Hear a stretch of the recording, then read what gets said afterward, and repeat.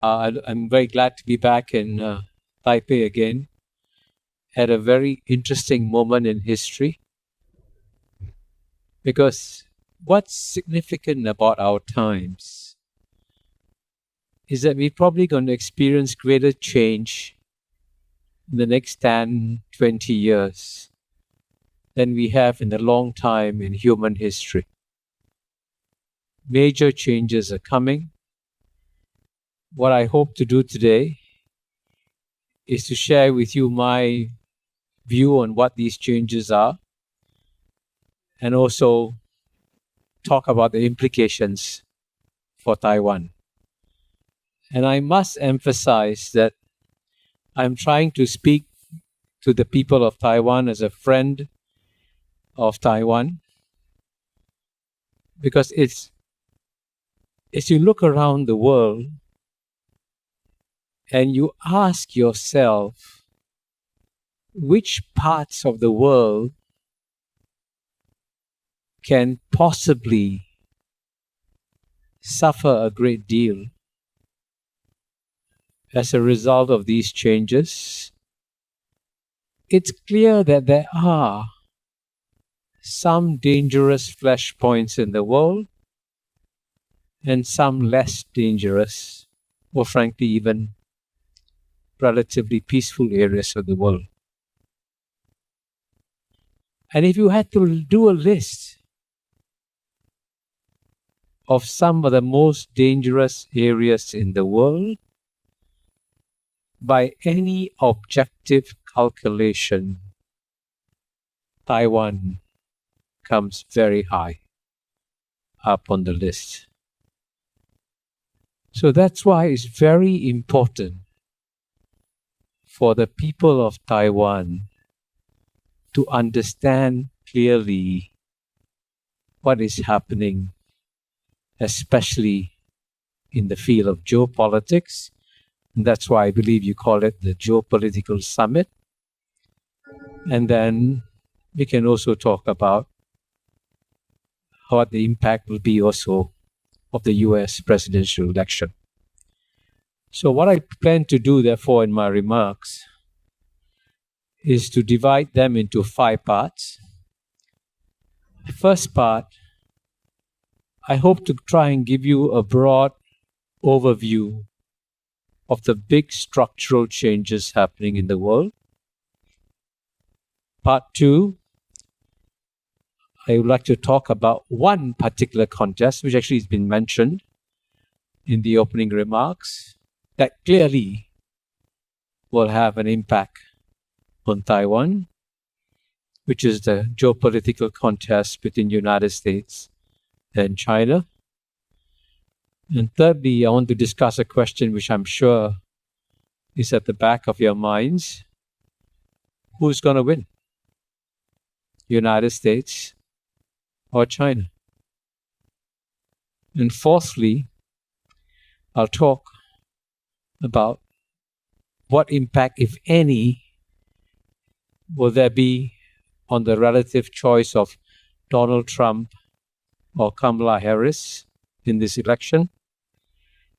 And finally, I hope to conclude by making some suggestions, hopefully helpful suggestions, on how Taiwan can navigate its way through treacherous waters. So let me begin in part 1 by talking about the larger structural changes.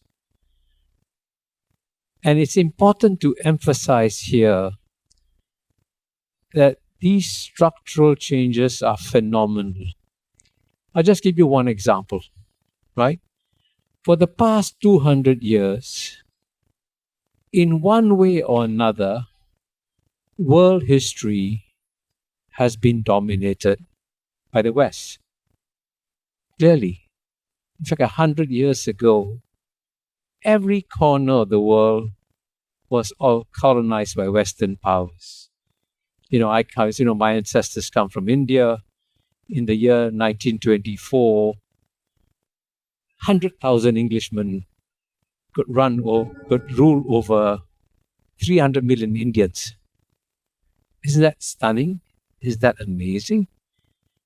That was the world. That was the West. So Western power has continued for a very long time. But we are now clearly reaching the end of the era of Western domination of world history. But I hasten to add that the end of Western domination of world history is not the end of the West. The West will still remain the single strongest civilization, still have an impact on the world, but its ability to dominate the world is disappearing. And I just to give you one concrete example. As you all know, after Russia's invasion of Ukraine, which as you all know, clearly was illegal under international law, many countries, in fact a majority of countries in the world, condemned the Russian invasion of Ukraine. And in response to the invasion, the West imposed sanctions on Ukraine, thinking, hey, this is the right thing to do. And the international community will, of course, support the West in imposing sanctions on Ukraine. That would have been a natural thing that the West expected. But instead, 85% of the world's population did not follow the West in imposing sanctions on Russia. 85% of the world did not follow the West. So paradoxically, what the West thought was a move that would end up isolating Russia ended up actually in a move that showed the relative isolation of the West from the rest. And the waking up of what I call the global South, who, by the way, represent 88% of the world's population. The West only represents 12%. The 88% which were dormant for a long time have woken up. And so the texture, the chemistry of the world is changing as a result. And if you want to understand the scale of these changes, maybe let me compare it to something that you all understand. You all know that climate change is having a dramatic effect on our world, right? We're seeing all kinds of new weather phenomena emerge, droughts, hurricanes, typhoons, remarkable changes in the world. But that's what's happening in the physical sphere. But in the geopolitical sphere, we are also experiencing geopolitical climate change. Structural changes are taking place. And if structural changes are taking place, the most dangerous thing you could do is to go blind, sail blind, and pretend that the world isn't changing. And so for the people of Taiwan, when there's so many geopolitical shifts happening, you have to try and understand what they are and how they will impact you. Because as I started by saying, one of the most dangerous spots in the world is seen to be Taiwan.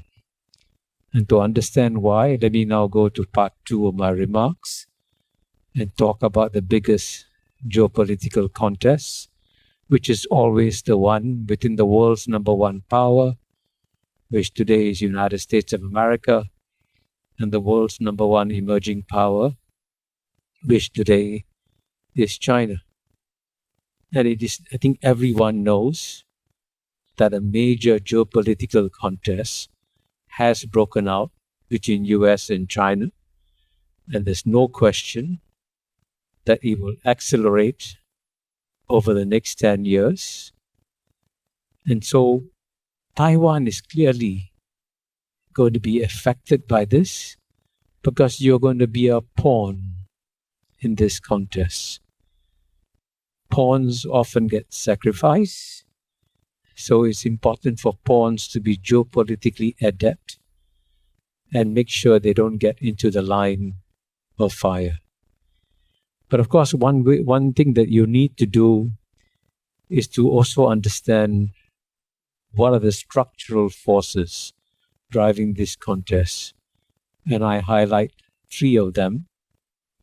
One is, of course, what I call the iron law of geopolitics.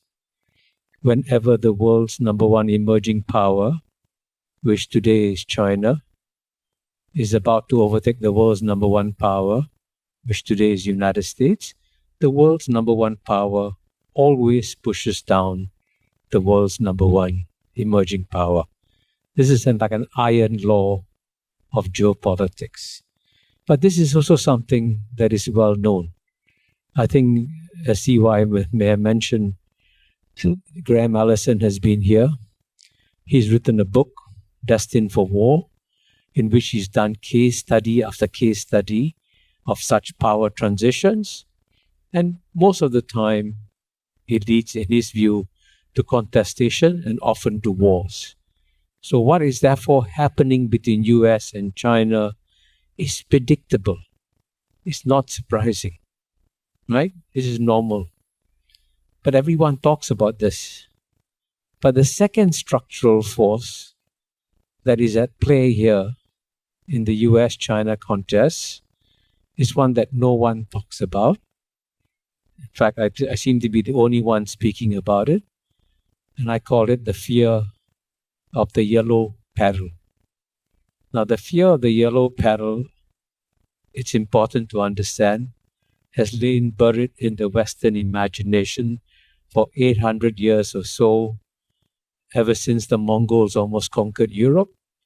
And this fear has surfaced in literature from time to time. Now, if you think that this is a figment of my imagination, I add a very important historical fact that 130 years ago, the United States Congress passed a piece of legislation called the Chinese Racial Exclusion Act.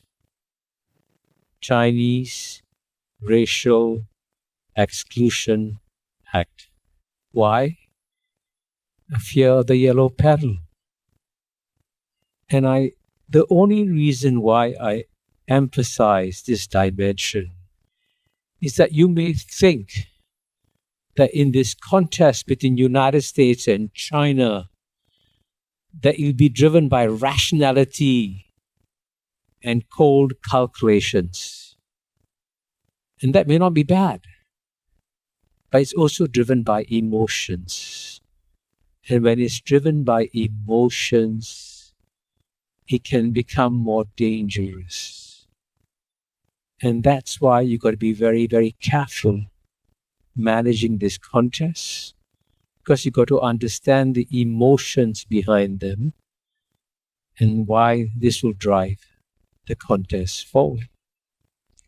And then the third structural force I mentioned is the ideological dimension, which is there. And the ideological dimension is expressed by virtually all American leaders when they say it's a contest between democracy and authoritarianism, right? And that may be in part a description of what is happening, but it's also necessary for American leaders to highlight that ideological dimension, because American leaders at the end of the day have to get the support of their population. To get the support of the population, they have to explain why this is a worthy cause for the United States to get involved in. And therefore they say, we must defend democracy against authoritarianism. And as you know, one way in which the United States won the Cold War against the Soviet Union is that it successfully managed to demonize the other side. And Ronald Reagan famously said that the Soviet Union was an evil empire. A simple phrase, but it made the Americans understand, this is what we are fighting against, the dark forces of authoritarianism. And therefore, a major effort, quite naturally, is being made to demonize China too, and that reflecting the ideological dimension. So for all these reasons, because of these structural forces, it's not difficult to make a prediction that the US-China contest will accelerate over the next 10 years. And it's also, by the way, at the same time, there's also a deeply held conviction in Washington, D.C., that the United States probably has about 10 years or so to stop China. Because the United States has calculated quite rationally that if China's economy continues to grow, if China becomes number one economy in the world, then things will change significantly. And so if you think you have 10 years, you will step up your measures against China, and that's what we will see. 朋友都知道我是很挑剔的，防晒乳我选 KS 皇家呵护抗光清爽高防晒凝露，因为它有媲美蓝光神盾的抓藻植萃，保护我在阳光下延缓肌肤老化，维持青春弹力，可以防御工作环境里的3C 商品，各种光源对肌肤的伤害，擦起来清爽不黏腻。我特别喜欢它做到海洋友善，365天，天天抗光抗老化，是我的保养日常。你呢？呵护您，呵护全家人，专属你的 KS Royal Care 抗光清爽高防晒凝露。